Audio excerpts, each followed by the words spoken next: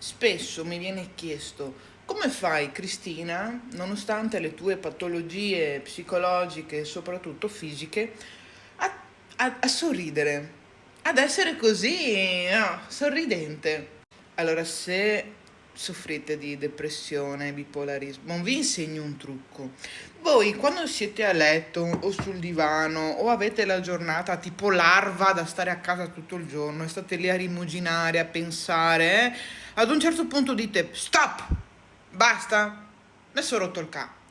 Esco, vado a camminare, vado in palestra, faccio cose,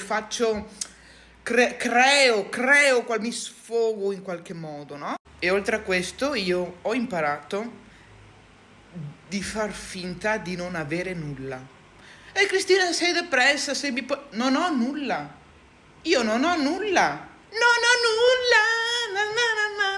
Ovviamente ho tante patologie, però è una bugia bianca, è una bugia a fin di bene che mi consente di vivere con il sorriso.